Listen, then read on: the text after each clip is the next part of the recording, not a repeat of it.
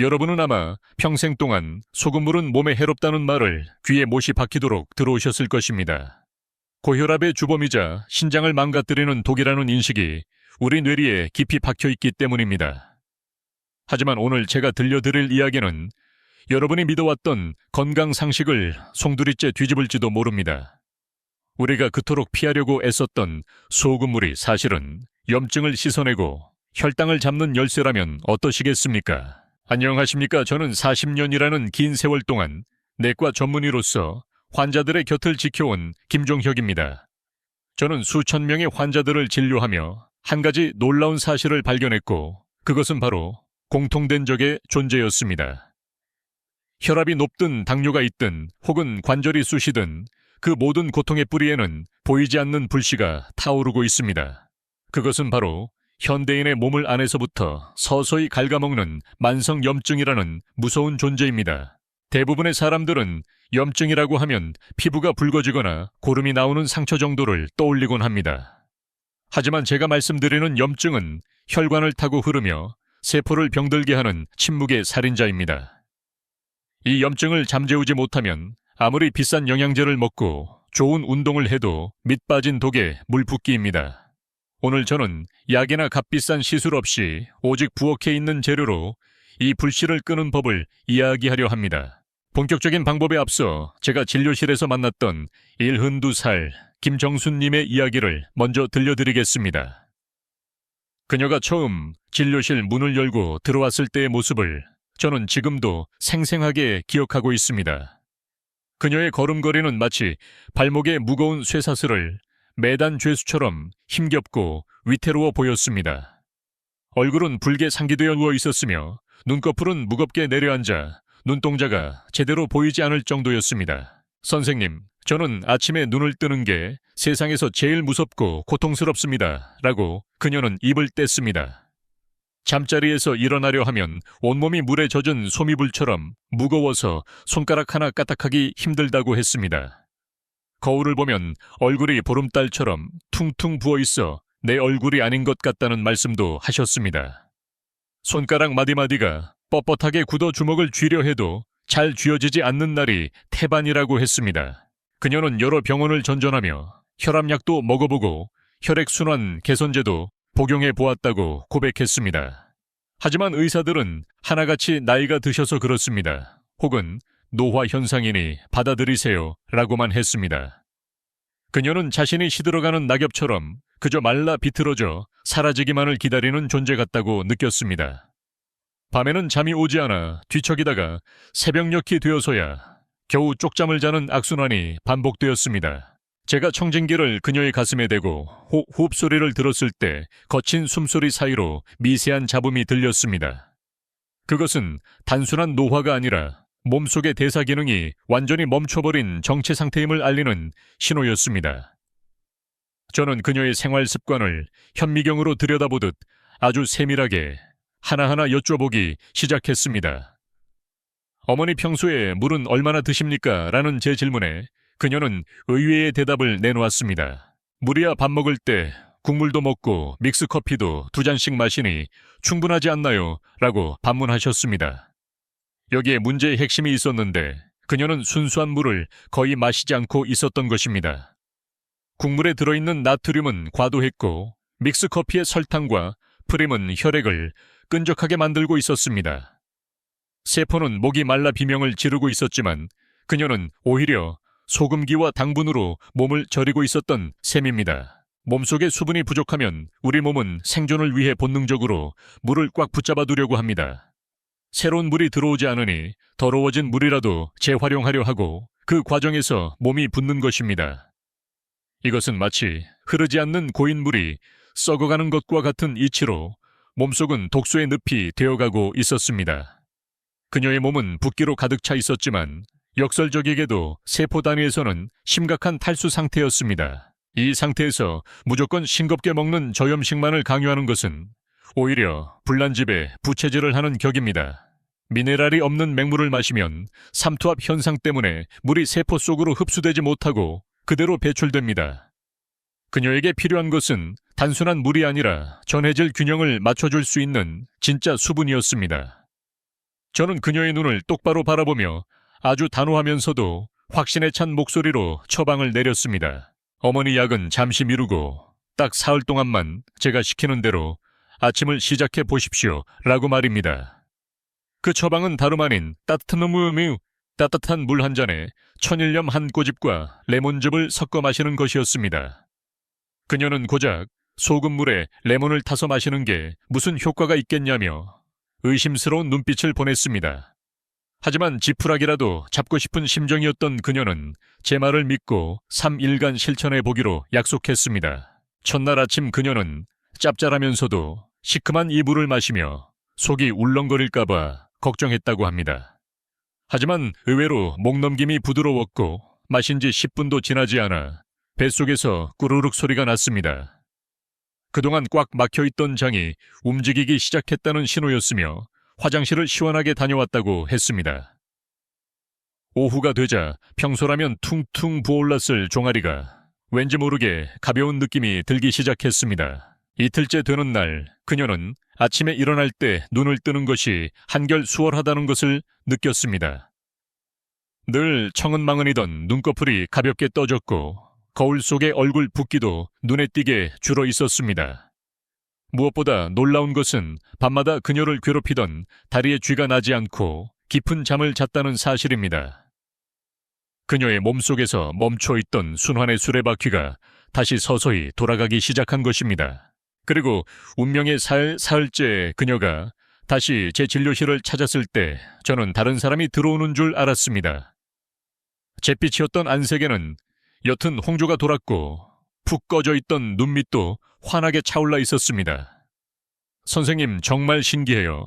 몸속에 꽉 차 있던 더러운 찌꺼기가 싹 빠져나간 기분이에요 라며 웃으셨습니다. 그녀의 혈압을 측정해보니 놀랍게도 수축기 혈압이 15mm 머큐리나 떨어져 정상을 향하고 있었습니다. 이것은 결코 기적이나 우연이 아니며 우리 몸이 가진 치유의 메커니즘이 작동한 결과입니다. 소금의 나트륨과 레몬의 칼륨이 만나 세포 안팎의 전해질 균형을 완벽하게 맞추어 주었기 때문입니다. 단 사흘 만에 그녀의 몸은 독소를 배출할 준비를 마쳤고 염증이라는 불씨를 끄기 시작했습니다. 김정수님의 사례는 특별한 케이스가 아니라 여러분 모두에게 일어날 수 있는 변화의 시작일 뿐입니다. 하지만 여기서 중요한 것은 무작정 소금을 물에 타먹는다고 해서 모든 병이 낫는 것은 아니라는 점입니다. 어떤 소금을 써야 하는지, 물의 온도는 몇 도가 적당한지, 레몬은 얼마나 넣어야 하는지가 관건입니다.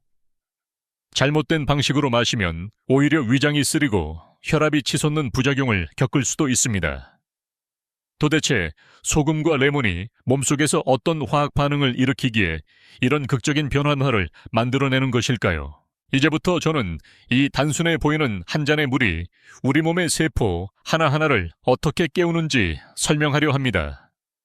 의학적이고 과학적인 근거를 바탕으로 우리 몸속에서 일어나는 놀라운 미시 세계로 여러분을 안내하겠습니다. 염증이 사라지고 혈관이 청소되는 그 정교하고도 신비로운 과정을 낱낱이 파헤쳐 드릴 것입니다. 준비되셨다면 이제 우리 몸속 깊은 곳으로 떠나는 두 번째 여행을 함께 시작해 보도록 하겠습니다. 여러분은 혹시 덥고 습한 여름날 꽉 막힌 하수구를 청소해 보신 적이 있으십니까? 악취가 진동하고 찌꺼기가 눌어붙어 물이 내려가지 않는 그 상황이 바로 지금 여러분의 혈관 상태일 수 있습니다. 우리 몸속에는 약 10만 킬로미터에 달하는 혈관이 뻗어 있고 그 안을 흐르는 혈액은 끊임없이 순환해야 합니다. 그런데 이 혈액이 끈적해지고 흐름이 느려지면 세포들은 영양분을 받지 못해 서서히 굶어 죽어가게 됩니다. 많은 분들이 단순히 물을 많이 마시면 피가 맑아질 것이라고 착각하지만 이것은 반쪽짜리 정답에 불과합니다. 맹물을 벌컥벌컥 마시면 우리 몸의 세포는 그 물을 머금지 못하고 오히려 뱉어내려 애를 씁니다. 이것은 삼투압이라는 아주 기초적인 생리학적 원리 때문인데 맹물은 체액보다 농도가 낮기 때문입니다. 결국 물은 세포 안으로 들어가지 못하고 세포 주변을 맴돌다 퉁퉁 붓는 부종을 만들고 소변으로 빠져나갑니다. 이때 소금, 즉 천일염이 등장하면 우리 몸에서는 마치 마법과도 같은 일이 벌어지기 시작합니다. 소금 속에 들어있는 나트륨 이온은 물 분자를 마치 자석처럼 끌어안고 세포의 문을 두드립니다. 세포막에는 나트륨 칼륨 펌프라는 아주 정교한 문이 있는데 이 문은 나트륨이 없으면 열리지 않습니다. 즉 소금기가 약간 있는 물이 들어가야 비로소 닫혀있던 세포의 문이 활짝 열리고 수분이 침투하는 것입니다. 세포 안으로 수분이 충분히 공급되면 쭈글쭈글하던 미토콘드리아가 다시 탱탱하게 부풀어 오릅니다. 미토콘드리아는 우리 몸의 에너지 발전소인데 물과 미네랄이 공급되면 꺼져가던 발전기가 다시 돌아갑니다. 이 과정에서 그동안 쌓여있던 대사 찌꺼기와 독성 물질들이 세포 밖으로 밀려나와 혈액을 타고 배출됩니다. 이것이 바로 제가 말씀드리는 소금물 해독의 핵심 원리이자 몸이 가벼워지는 진짜 이유입니다. 여기에 레몬이 더해지면 이 해독 작용은 단순한 수분 공급을 넘어 강력한 항산화 과정으로 진화합니다. 레몬의 신맛을 내는 구연산 성분은 우리 몸속에서 피로 물질인 젖산을 분해하는 탁월한 능력이 있습니다. 마치 녹슨 기계에 기름을 칠하듯 구연산은 굳어버린 근육과 신경을 부드럽게 풀어주는 역할을 합니다. 또한 레몬은 겉보기에는 산성이지만 몸속에 들어오면 알칼리성으로 변해 산성화된 체질을 중화시킵니다. 현대인의 몸은 가공식품과 스트레스로 인해 대부분 산성으로 기울어져 있어 염증이 생기기 쉽습니다. 이때 레몬의 알칼리성, 미네랄이 투입되면 혈액의 산도 균형이 맞춰지며 염증 반응이 현저히 줄어듭니다. 특히 레몬 껍질과 과육 사이의 하얀 부분에 들어있는 헤스페리딘은 혈관 탄력성을 높여주는 보물입니다. 이 성분은 모세혈관을 튼튼하게 만들어 멍이 잘 들거나 잇몸에서 피가 나는 증상을 막아줍니다. 하지만 아무리 좋은 명약이라도 잘못된 방법으로 섭취하면 오히려 독이 된다는 사실을 명심해야 합니다. 제가 진료실에서 가장 안타까워하는 순간은 환자분들이 잘못된 상식으로 오히려 병을 키워올 때입니다. 소금물 요법이 유행하면서 많은 분들이 저지르는 치명적인 실수 3가지를 지금부터 짚어드리겠습니다. 이 실수들은 단순히 효과를 떨어뜨리는 것을 넘어 위장과 신장에 심각한 손상을 줄 수 있습니다. 첫 번째이자 가장 흔한 실수는 식사 직후나 식사 도중에 소금물이나 레몬물을 마시는 행위입니다. 우리가 음식을 먹으면 위장에서는 강한 산성인 위산을 분비해 음식물을 녹이고 살균 작용을 합니다. 그런데 이때 물이 들어가면 위산이 묽어지면서 소화력이 떨어지고 살균 작용이 약해집니다. 그 결과 소화되지 않은 음식물, 찌꺼기가 장으로 내려가 부패하면서 가스를 만들고 독소를 뿜어냅니다. 특히 위축성 위염이 있는 어르신들이 식후에 레몬물을 드시면 속 쓰림이 악화되어 고통을 호소하십니다. 위 점막이 얇아진 상태에서 산도가 높은 레몬이 닿으면 마치 상처에 소금을 뿌린 듯 쓰라릴 수 있습니다.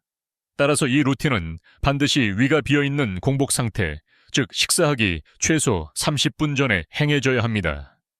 공복에 마시는 소금물은 위장을 씻어내는 세수와 같지만 식후의 물은 소화를 방해하는 회방꾼입니다. 두 번째 실수는 정제염이나 맛소금 같은 화학적으로 가공된 소금을 사용하는 것입니다. 순수하게 염화 나트륨만 남은 정제염은 우리 몸에 들어오면 혈압을 급격하게 올리는 주범이 됩니다. 미네랄이 없는 소금은 체내에서 칼슘을 빼서 뼈를 약하게 만들고 혈관벽을 딱딱하게 굳게 합니다. 반드시 간수가 빠진 천일염이나 죽염, 히말라야 핑크솔트처럼 미네랄이 살아있는 소금을 써야 합니다. 자연 소금 속에 들어있는 마그네슘과 칼륨은 나트륨의 배출을 돕고 혈압이 오르는 것을 막아줍니다. 이 미네랄들은 서로 견제와 균형을 이루며 우리 몸에 신경 신호를 전달하는 중요한 역할을 수행합니다. 좋은 소금을 먹으면 짠맛이 나는데도 불구하고 갈증이 나지 않고 오히려 입안에 단맛이 감돕니다. 이것이 바로 우리 몸이 필요로 하는 진짜 미네랄이 공급되었을 때 느끼는 세포의 만족감입니다. 세 번째 실수는 차가운 얼음물에 타서 마시거나 너무 많은 양을 한꺼번에 마시는 것입니다. 아침에 일어나자마자 찬물을 마시는 것은 자율신경계에 쇼크를 주는 것과 다를 바 없습니다. 우리 몸의 체온은 36.55도인데 0도에 가까운 얼음물이 들어오면 혈관이 수축합니다. 혈관이 쪼그라들면 혈액순환이 막히고 소화효소의 활동이 둔해져 배가 차갑고 아프게 됩니다. 반드시 우리 청과 비슷한 미지근한 물이나 약간 따뜻한 물을 사용해야 몸이 편안하게 받아들입니다. 또한 욕심을 부려 소금을 티스푼으로 듬뿍 넣거나 레몬을 통째로 짜서 넣는 분들도 계십니다. 농도가 너무 진한 소금물은 오히려 위점막을 자극해 구토를 유발하거나 설사를 일으킬 수 있습니다. 우리 몸의 체액염분 농도는 0.9%이므로 아주 리하게 짠맛이 느껴질 정도가 딱 적당합니다. 이제 여러분은 소금과 레몬이 단순한 식재료가 아니라 우리 몸을 조율하는 정밀한 도구임을 아셨을 겁니다. 세포 안으로 물기를 터주는 소금과 그 길을 따라 들어가 찌든 때를 벗겨내는 레몬의 완벽한 협업.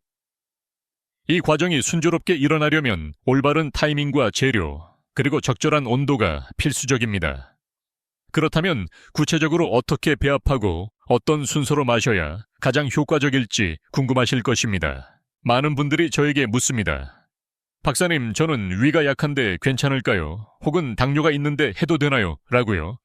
개개인의 건강 상태에 따라 레몬의 양을 조절하고 마시는 시간을 달리해야 부작용 없이 효과를 봅니다.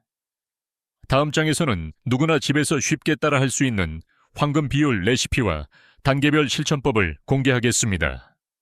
그리고 작심삼일로 끝나지 않고 평생의 건강 습관으로 만드는 저만의 비법도 함께 알려드리겠습니다. 이제 마지막 단계로 넘어가 여러분의 부엌을 세상에서 가장 훌륭한 약국으로 만들어드릴 준비가 되었습니다.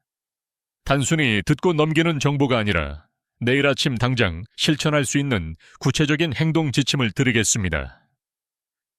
준비되셨다면 이제 건강한 삶을 위한 마지막 퍼즐 조각을 맞추러 가보겠습니다. 여러분의 몸이 다시 태어나는 기적의 레시피가 기다리고 있습니다. 이제 여러분의 부엌을 세상에서 가장 훌륭한 치유의 공간으로 바꿀 준비가 되셨습니까? 지금부터 제가 알려드릴 황금 비율 레시피는 수십 년간의 임상 경험을 통해 완성된 결정체입니다. 종이와 펜을 준비하시고 아주 사소한 디테일 하나까지 놓치지 말고 꼼꼼하게 기록해 두시길 바랍니다. 이 작은 차이가 약이 될지 독이 될지를 결정하며 우리 몸이 받아들이는 흡수율을 좌우하기 때문입니다. 가장 먼저 준비해야 할 것은 천과 비슷한 온도의 미지근한 물 한 컵, 즉 250ml입니다.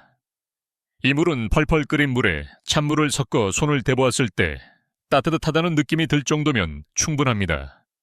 여기에 적당히 간수가 빠진 질 좋은 천일염을 티스푼 끝으로 아주 조금만 떠서 넣어줍니다.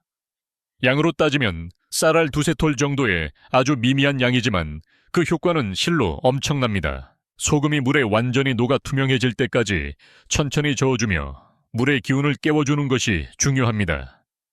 그 다음 신선한 레몬을 반으로 갈라 즙을 내어 딱 1티스푼 분량만 물에 섞어줍니다. 이때 시판되는 레몬 농축액이나 가루보다는 생레몬을 직접 짜서 넣는 것이 효소 활성도가 훨씬 높습니다. 완성된 물을 한 모금 머금었을 때 짠맛은 거의 느껴지지 않고 상큼한 향만 감돌아야 정석입니다. 만약 짠맛이 강하게 느껴진다면 소금 양이 과한 것이니 물을 더 부어 농도를 조절해야 해야 합니다. 반대로 신맛이 너무 강해 침이 고일 정도라면 위벽을 자극할 수 있으니 레몬 양을 조금 줄이십시오.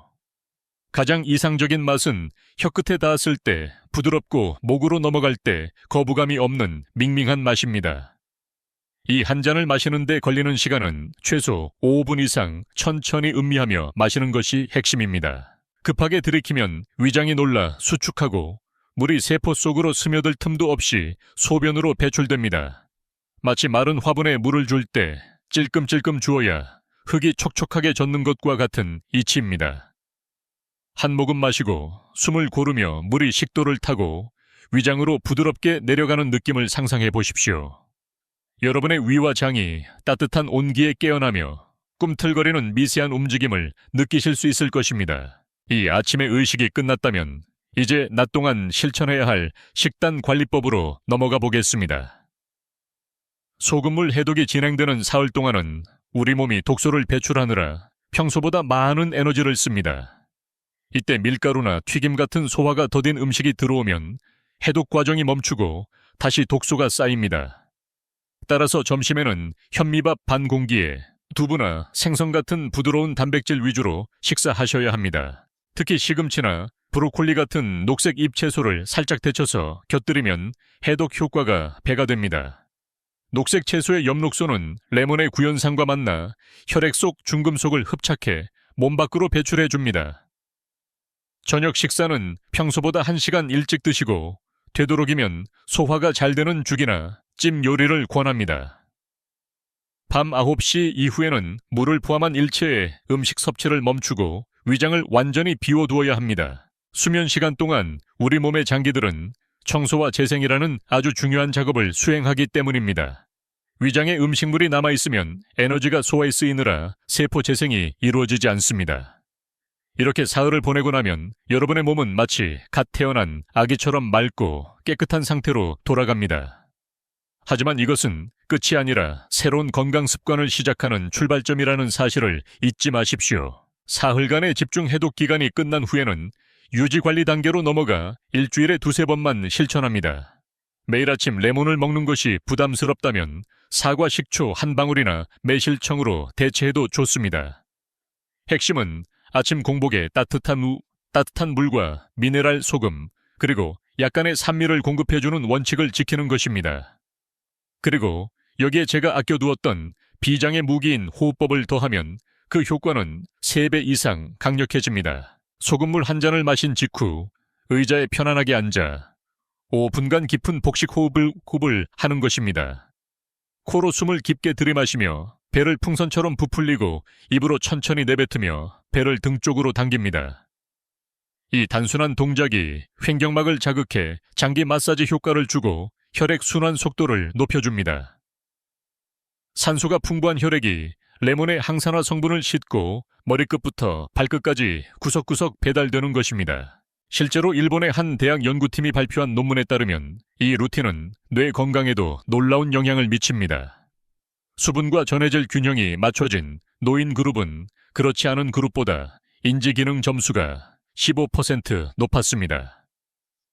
뇌세포는 우리 몸에서 수분을 가장 많이 필요로 하는 기관이라 물이 부족하면 즉시 기능이 저하됩니다.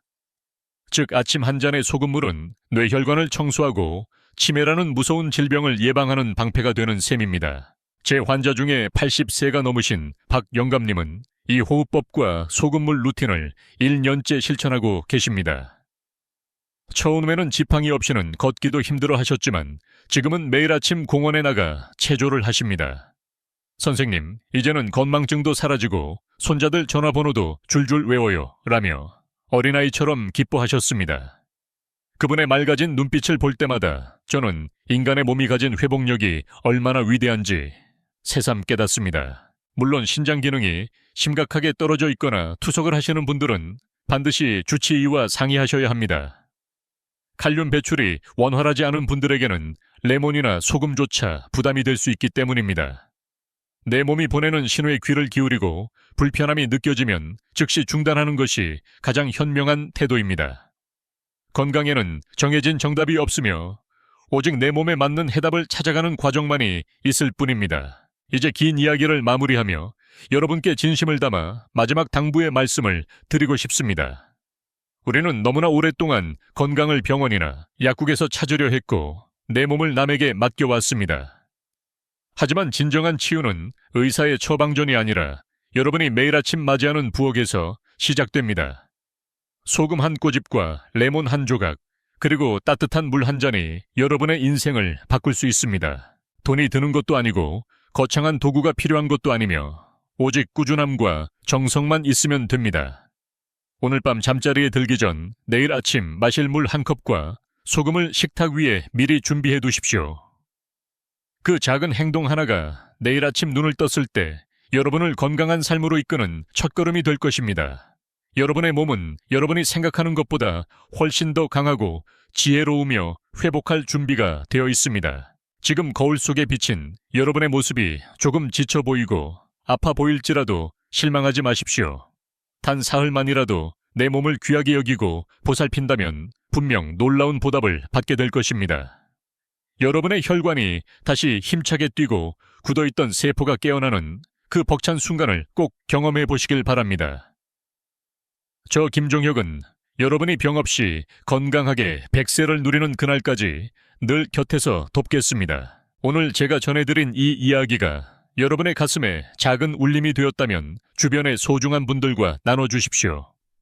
좋은 것은 나눌수록 커지고 건강은 함께할수록 더욱 단단해지는 법이기 때문입니다.